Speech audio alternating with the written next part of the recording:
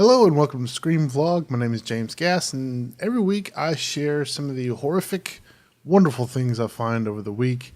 And this is extremely late, and I do apologize. It's supposed to come out every Monday. It is now Wednesday. I am sorry. We went out of town this past weekend for some family matters, and it kind of pushed everything back. I canceled last Friday's Scream stream. I will be back with a regular edition of Scream Stream this coming Friday. I'm going to be reviewing We Go On, which is exclusively available on Shudder. And I think today I will also be recording Classic Horror Rewind. And I'll be reviewing Black Sunday from Mario Bava. But for the vlog, there's a couple of things I wanted to talk about. First up, the big news of last week. Shudder released the 109-minute UK unrated version of The Devils. Now, this film was released in 1971 and was deemed extremely controversial and still is controversial. It was banned for quite some time. We got a US release back then, and it was edited down to an R rating, so they cut a lot of it out. The original film was 111 minutes, and it got an X rating. And the version we have on Shudder is it's unrated, and it's still missing like 2 scenes. And I guess this is going to be kind of like a mini review, because I'm not going to do a whole review on it. And I'll tell you why in a minute. For a brief plot synopsis, in 17th century France, Father Urbain Grandier seeks to protect the city of Loudun from the corrupt establishment of the Cardinal Richelieu, I don't know. Hysteria occurs in the city when he's accused of witchcraft by a sexually repressed nun.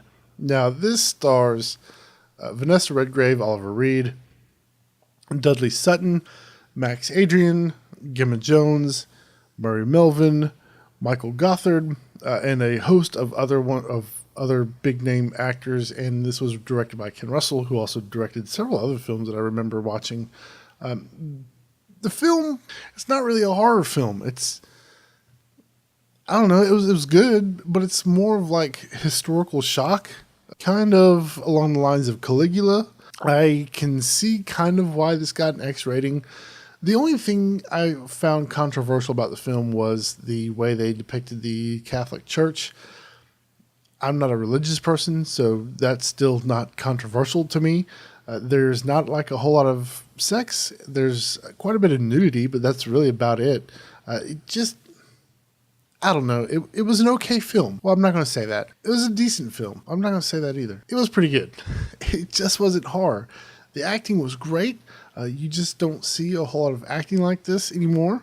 Everybody did a great job. The only thing I didn't like was Michael Gothard's character of Father Barre. He was seemed like a Woodstock hippie to me, I guess. It seemed like out of time, if that makes any sense at all. I do recommend that you go check out the film, and if you don't have Shudder, then I highly recommend that you sign up for it. It's like $5 a month. It's totally worth it. This is not a paid advertisement for Shudder. I just really like the service. I have their service. They have a ton of great horror films up there, including other exclusives such as Rob Zombie's 31, We Go On, which I'll be reviewing next week. Just a great service, and this was a pretty good film, and I highly recommend that you check it out, and that is The Devils from 1971.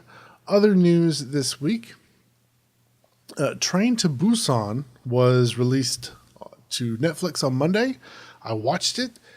Probably one of the best zombie films we've had in the past recent years. Yes, past recent years. It is extremely good. I recommend that you go watch it. I am going to do a review of that next Friday on Scream Stream. The horror films coming out of South Korea have been really impressive lately. I think I like a lot of the South Korean horror better than I do a lot of Japanese horror that I've seen recently, which hasn't been that impressive. But South Korea, they are doing some amazing things in the genre. So go check out Train to Busan. It is an excellent film.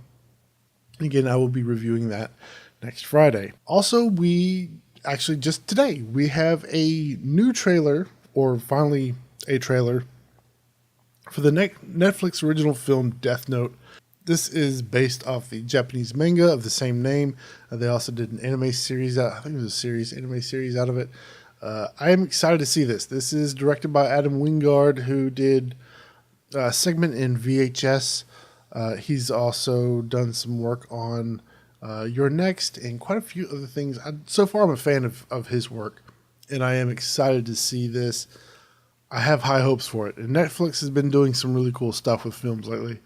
And then I've also seen that Zach Baggins, this is the guy who did Ghost Adventures, and the whole controversy surrounding that, how most of it was faked and all that stuff.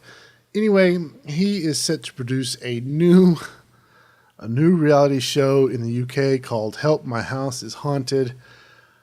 I don't know why anybody would hire this guy.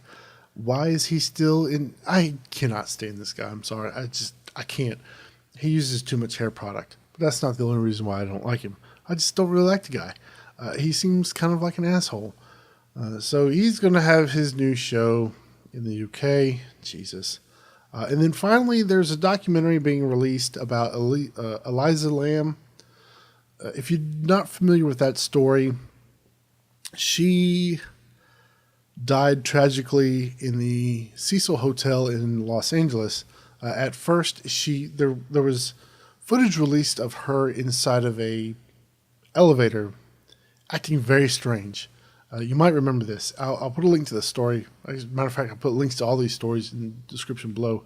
But she's acting real strange on this elevator, and then later she was found in the water tank on the roof, naked. Her clothes were in there, but she was naked. Very strange. So this is being made into a documentary. There's currently a Kickstarter campaign where you can go and support the film. I plan to do that because I am really interested in the story. This is like the greatest mystery of the 21st century. It is very creepy, and you should definitely check out the video of her last moments, maybe, or the last time she was actually seen alive. Crazy stuff. So link to that in the show notes. And some things that I'm excited for, some things that I've been watching. I'm finally catching up on Ash versus the Evil Dead. I bought the Blu-ray a couple months ago. I watched the first 2 episodes and just never got around to watching it again. So I finally finished the first disc. I love the show. It's a great show. And I'll probably do a review after I'm done watching it. And another show that I am excited for is the second season of Stan vs. Evil. This is an IFC show. This is an amazing show. I really loved it. At first you think it's a knockoff of Ash versus the Evil Dead, but it's really not. It's 2 completely different stories. And this was created by Dana Gould, who worked on The Simpsons. It stars John C. McGinley, who was amazing in this show. I love him. I loved him in Scrubs. And also stars Janet Varney, Nate Mooney, Deborah Baker Jr., and Mick Ignis. This is a great show.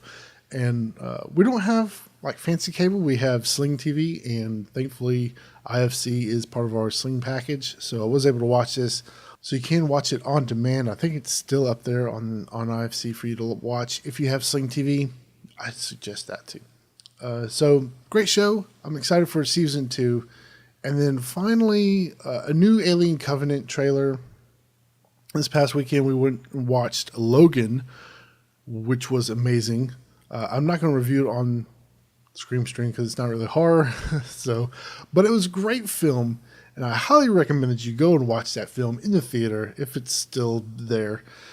But before Logan, they played the trailer for Alien Covenant. Super stoked for this film. This looks great. The only concern I have is having Danny McBride and James Franco in a horror film. Danny McBride to me is just too much of a comedian. You know, I liked him in Pineapple Express, and I liked him in Vice Principals. Same with James Franco. I know he's done some dramatic things, so he might work out okay. I don't know. I have reservations regarding those 2 actors, especially bringing in a film like this, because this is supposedly going back to the horror roots of Aliens. So I am excited for Alien Covenant, and this comes out May 19th of this year. I might, man, I don't know, because I want to see this in the theater, and I kind of want to do a review of it, but Scream Stream is all about streaming films, so maybe, I don't know, maybe I'll wait until it comes out on one of the streaming services like Vudu or something. I don't know. I'll decide later, but so that's what I'm excited for.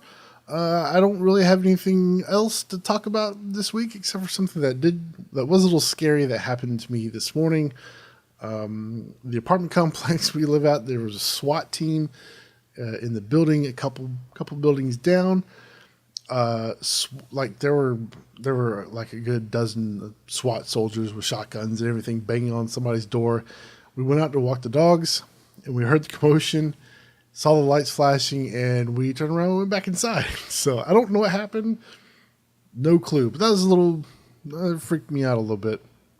If I find out what happened, I'll update you. So that's all I have for now.